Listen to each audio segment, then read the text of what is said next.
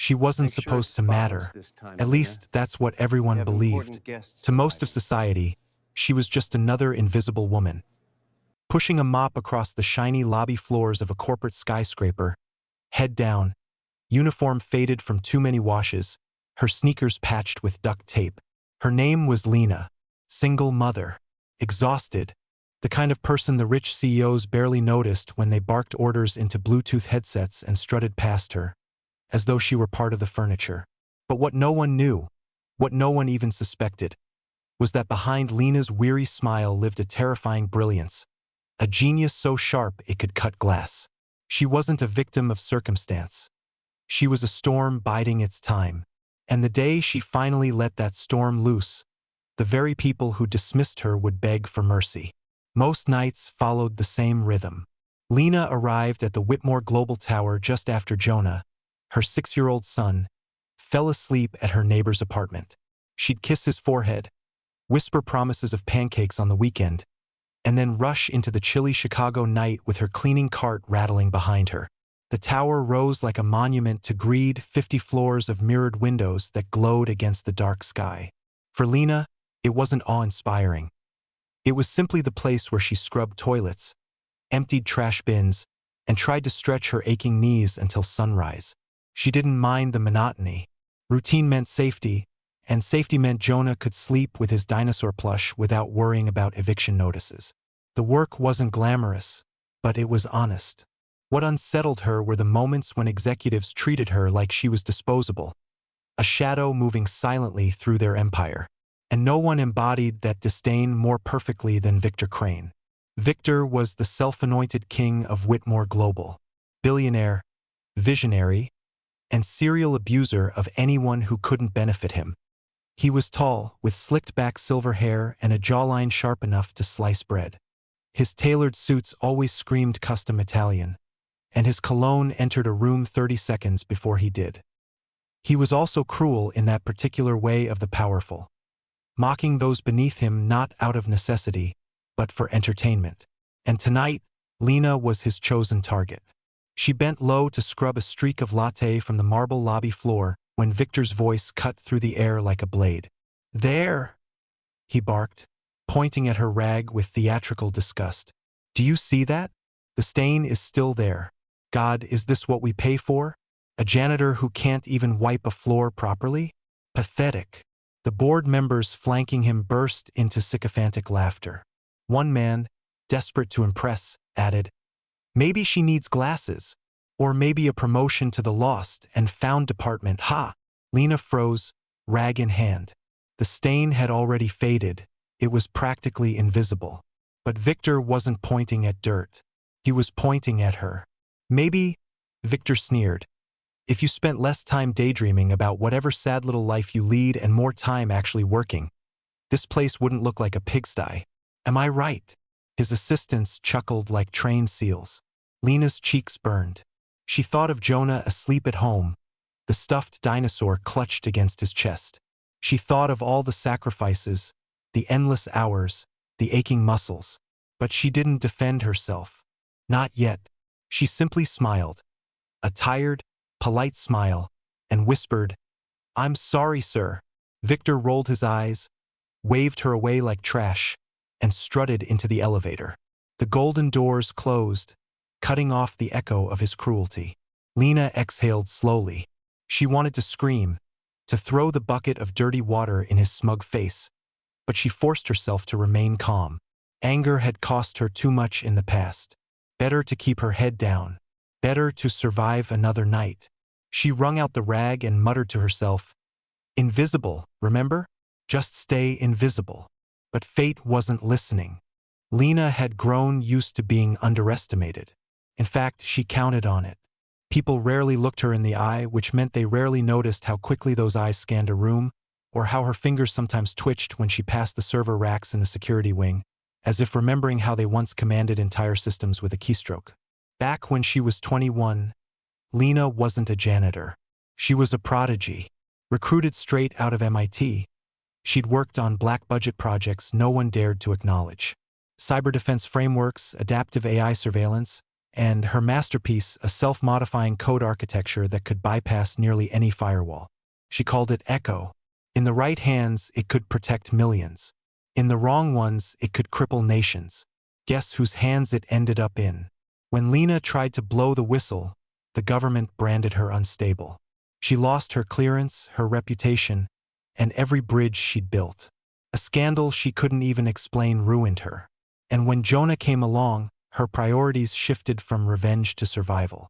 Cleaning floors was humiliating, yes, but it was safe. Or so she thought. That night, as she made her rounds, she caught small irregularities that others would have dismissed. A faint humming in the electrical system, a barely perceptible lag on the security cameras, the red standby light flickering on servers that should have been steady green. Her instincts prickled. She knew that rhythm. She designed that rhythm. Still, she pushed her cart down the hall, forcing herself to ignore it. No good could come from digging into ghosts. Then the alarms screamed. Fluorescent lights buzzed violently before plunging the lobby into crimson emergency glow. Monitors blinked, phones went dead, and every executive suddenly discovered how useless their titles were in the dark. Panic spread faster than fire. Security scrambled with dead radios. Assistants cried into silent phones. And above it all, Victor Crane's voice bellowed in rage. "Find out what's going on. Now!" The answer came in the form of an explosion. A thunderous boom ripped through the 35th floor, shaking the tower like a giant's fist. Shards of glass rained into the street, scattering bystanders. Flames licked upward, illuminating the night sky. Screams echoed down the stairwells as smoke alarms blared. The head of security barked, "System's been hacked. Lock everything down. Nobody moves until we—" His voice cut off as the PA system spat static, then silence. On one security monitor, amid the snowstorm of static, Lena saw it. Just for a second, the image cleared. A shadowy figure in black tactical gear, moving with surgical precision through the upper floors. Not random chaos. Not a glitch. A coordinated assault. Her stomach dropped. The code pattern, the timing of the blackout, the signature of the override, she knew it intimately. Because she had written it. Years ago, someone was using Echo. Lena's pulse hammered in her ears. Her brain screamed at her to stay out of it, to keep scrubbing floors and pray Jonah stayed safe across town. But she also knew exactly how Echo worked, and what it could do in the wrong hands. If the attackers reached the vault on the 40th floor, they wouldn't just steal financial data. They could trigger a cascade failure in the city's entire power grid. Hospitals, traffic systems, even the water supply, millions of lives could be endangered. Security guards charged toward the stairwell, weapons drawn, but Lena could see their futility. They were trained for rowdy protesters, not Black Ops mercenaries wielding her own code as a weapon. Executives huddled in panic. Victor Crane screamed at everyone and no one, his voice cracking with the first whiff of real fear. For a moment, Lena froze. She was invisible. She was safe. If she stayed quiet, no one would expect her to do anything. She could slip away, hide in the basement, wait for police. That's what any reasonable person would do. But then she thought of Jonah. She pictured his small body under the thrifted dinosaur blanket. She pictured the world she was leaving him. Corrupt, ruthless, ruled by men like Victor Crane and hunted by monsters who stole brilliance for destruction. If she did nothing, the world would burn, and Jonah would inherit the ashes. Invisible or not, Lena couldn't allow that. She straightened slowly, rag falling from her hand. The tired janitor melted away, replaced by something sharper. Her mind, rusty but unbroken, spun into overdrive, mapping out the tower schematics from memory, predicting the intruder's path, identifying blind spots in security coverage. Every detail clicked into place like a puzzle she was born to solve. The storm was waking. She grabbed her cleaning cart, not as a burden but as camouflage. Nobody paid attention to janitors, especially during chaos. She pushed it briskly toward the maintenance elevators, weaving through panicked employees. Her expression remained calm, even as her mind burned. At the elevator, she swiped her old access badge. It beeped red, denied. Of course. She slipped a thin wire from her cart, bent it with expert precision, and hot-wired the panel in under 15 seconds. The elevator dinged obediently, doors sliding open. No one noticed. As the elevator ascended, Lena's reflection in the stainless steel doors stared back. Her uniform was shabby, her hair pulled into a frayed bun, her eyes tired, but behind them burned fire. She whispered to herself, half a mantra, half a warning, "Invisible until I decide otherwise." The doors opened on the 25th floor. Smoke wafted down from above. Gunfire rattled distantly. Shouts echoed in the stairwell. Lena stashed her cart in a utility closet, slipped the mop handle free, and spun it experimentally. Balanced, sturdy. It would do. She inhaled sharply, then stepped into the chaos. For years, she had hidden in the shadows, dismissed as nothing more than a tired single mother. But tonight, in the blazing heart of Whitmore Tower, she would become something else entirely. The world just didn't know it yet.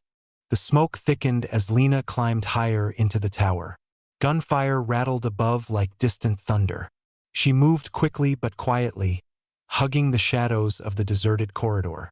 Every nerve in her body was alive, sharp with adrenaline. For years, she had suppressed this part of herself. The soldier, the strategist, the genius. But Echo was hers. If someone was using it, then the responsibility was hers too. On the 32nd floor, she found them. 3 men in black tactical gear, faces hidden behind visors, rifles cradled like extensions of their arms. They were methodical, moving room to room with brutal efficiency. One of them barked into a headset, "North wing clear," proceeding to server lock. Lena crouched behind a vending machine, breathing steady. Her eyes flicked over their gear, military-grade, foreign origin, patched with insignias she recognized from old briefings. These weren't random thugs. They were professionals, the kind hired to destabilize governments, not rob banks. And yet, here they were in Victor Crane's fortress of glass and arrogance. She spotted her advantage, the fire suppression system. One mercenary passed under a ceiling sensor. Lena slid a coin from her pocket. A habit Jonah teased her about, her lucky penny. With perfect aim, she flicked it at the sensor. The coin pinged the detector. Instantly, the sprinklers erupted, drenching the mercenaries in a torrential downpour. Confusion, shouts, a moment of chaos. Lena moved. She swung the mop handle with vicious precision, cracking it against the back of the nearest man's knee. He went down hard, water splashing around him. The second spun toward her, rifle raised, but she jabbed the mop into his visor, blinding him long enough to twist his weapon free. The third fired wildly, bullets chewing through plaster, but Lena dove behind cover, yanking the trigger of the stolen rifle. A single burst took him out. Silence. She exhaled, heart pounding. 3 trained mercenaries down in less than a minute. The janitor mask was slipping, and for the first time in years, she didn't feel tired. She felt alive. "Not bad for a mop," she muttered, dragging the unconscious men into a supply closet. Humor, sharp and bitter, was the only thing keeping her from unraveling. She stripped one of the men of his comm earpiece, sliding it on. Immediately, a voice crackled, "Team 2, report. Status." Lena smirked, lowered her voice. "Proceeding. North wing secure." A pause. Then, "Copy that. Move to the vault." The vault, of course. She knew exactly where they were headed. And worse, she knew what lay inside. Meanwhile, chaos reigned in the lobby. Executives huddled in terrified clusters. The marble floor was littered with shattered glass and half-spilled lattes.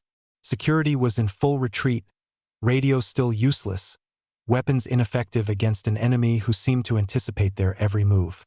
At the center of it all stood Victor Crane, red-faced, screaming, powerless. "Where is my helicopter?"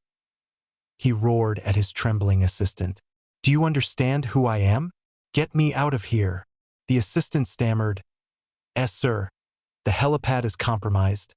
"Then clear it. Pay them off. Shoot them. I don't care.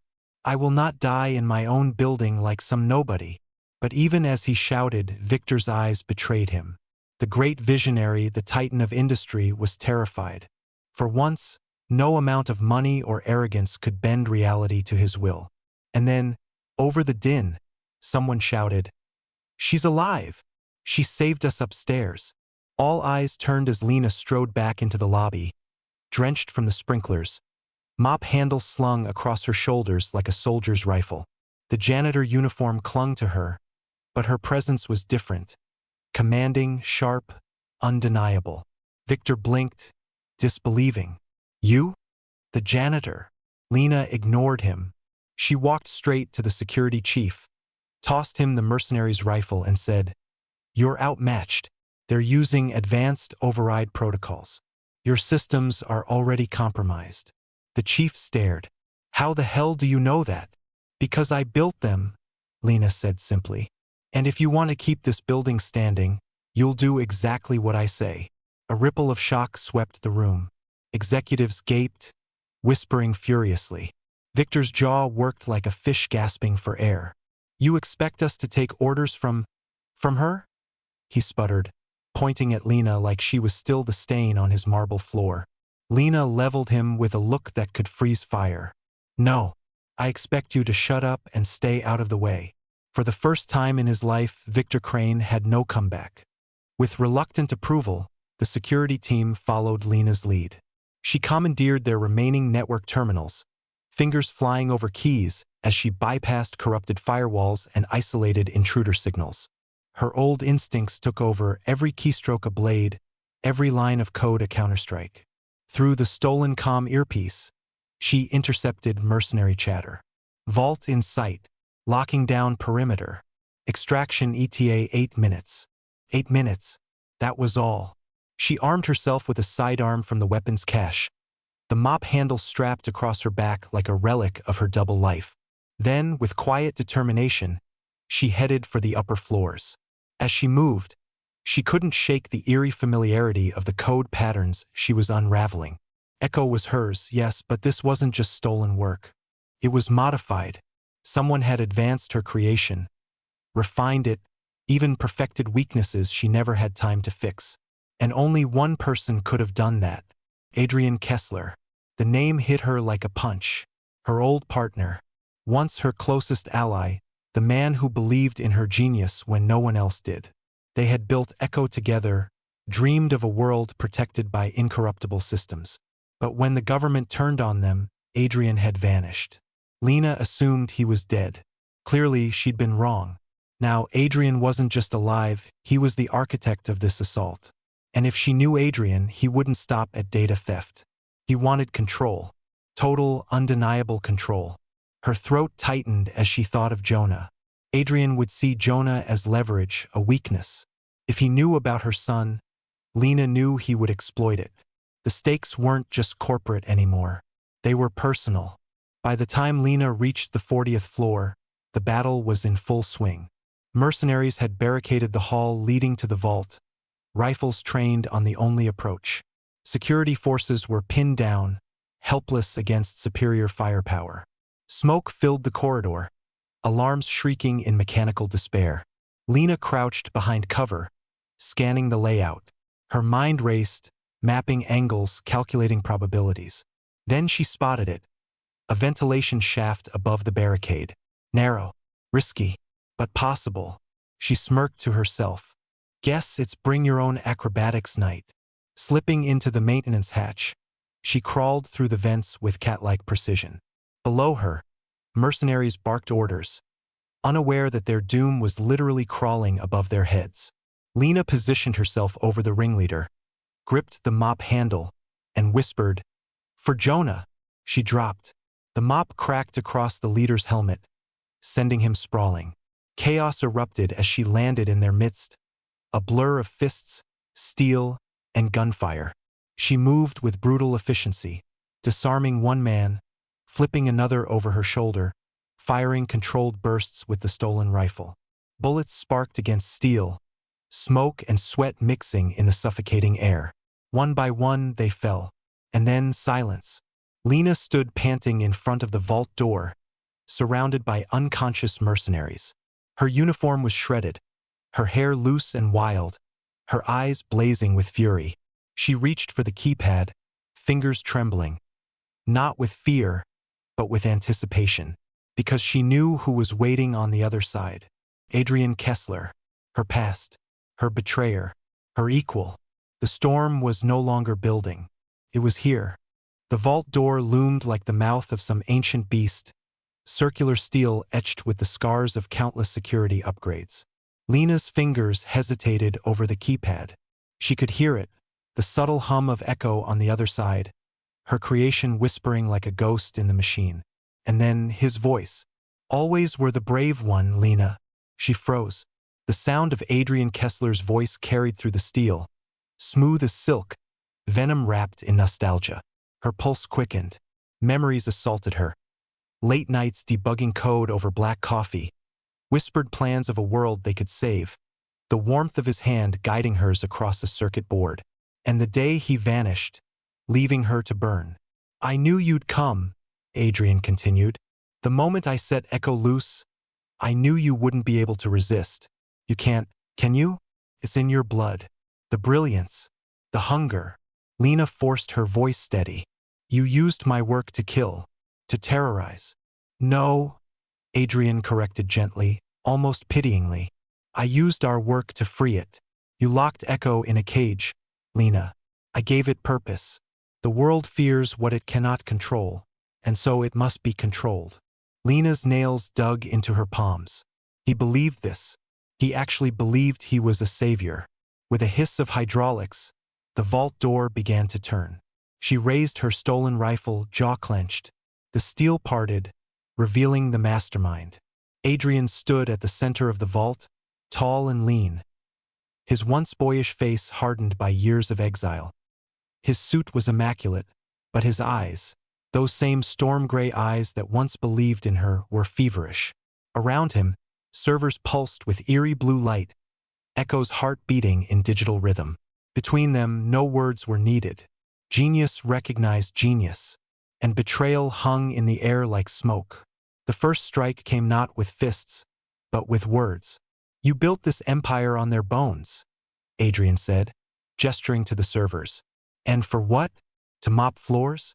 To hide in plain sight while men like Crane bled the world dry?" Lena stepped forward, gun steady. "I wasn't hiding. I was protecting Jonah." Adrian's gaze sharpened. "Ah, the boy." I wondered if the whispers were true. Her stomach clenched. He knew. "You think I'd harm him?"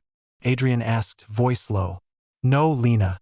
He's your weakness, yes, but also your proof. Proof that you're still human. That's what makes you dangerous. That's why I need you by my side." Lena laughed bitterly. "By your side? You're tearing down cities with Echo. You're no liberator. You're a tyrant with better software." Adrian's smile was cold. "And you're a genius wasting herself scrubbing toilets. Tell me, when Crane sneered at you, when his board mocked you, didn't you wish you could make them choke on their arrogance? Echo can do that. Echo can make them kneel." The servers around them thrummed, as though responding to his conviction. Lena's throat tightened. Once, years ago, she might have agreed. She had dreamed of leveling the playing field, of burning down the corrupt towers. But Jonah had changed her. His laughter, his fragile trust, reminded her that destruction wasn't power. It was cowardice.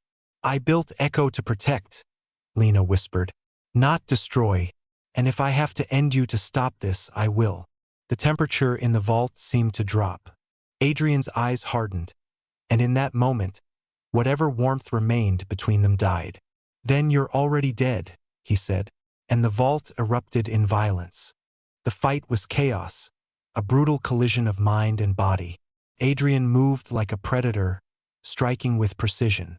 He had trained, hardened, turned himself into more than just a coder. His punches landed with bone-rattling force, each one aimed to cripple. But Lena was faster. Years of invisibility had honed her instincts, dodging, weaving, striking from angles no one expected. She fought with everything she had. The stolen pistol, the mop handle, even her bare fists. Sparks flew as bullets ricocheted off server casings, alarms shrieking as Echo's core shuddered under stray fire. Adrian lunged, slamming her into a rack of servers. The impact knocked the wind from her lungs. You can't win, Lena. Echo obeys me. She gritted her teeth, slamming her forehead into his nose. Blood sprayed. Echo was mine before it was yours. They grappled, trading blows, until Adrian drew a blade from his jacket. A slender, cruel thing. He slashed, cutting a line across her arm. Pain seared, hot and immediate, but pain sharpened her. She ducked under his next strike, grabbed a loose cable and jammed it into a live port. Sparks exploded, electricity arcing through the vault. Adrian stumbled, disoriented.